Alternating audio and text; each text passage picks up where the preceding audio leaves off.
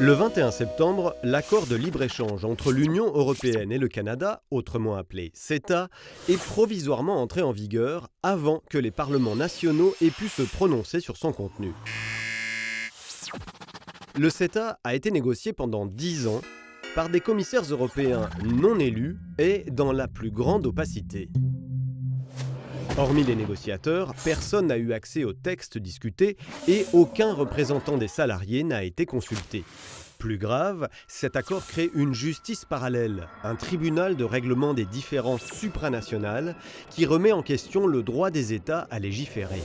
Les multinationales peuvent en effet y contester les lois qui contreviennent à leurs intérêts. Les juges de ce tribunal peuvent donc condamner les États à de lourdes amendes sous prétexte que des lois qui protègent les droits sociaux ou environnementaux minimisent les profits des grandes entreprises. Le CETA fixe aussi un objectif de convergence réglementaire. Or, la réglementation au Canada est souvent moins protectrice qu'en Europe. Dans le secteur agroalimentaire, par exemple, les élevages intensifs ont le droit d'utiliser OGM et farines animales.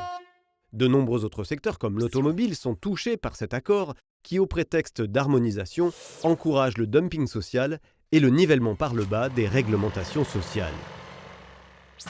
Ajoutons que le CETA va à l'encontre de l'accord de Paris sur le climat. En encourageant le commerce sans condition, il pousse à l'intensification des transports et donc des émissions de gaz à effet de serre.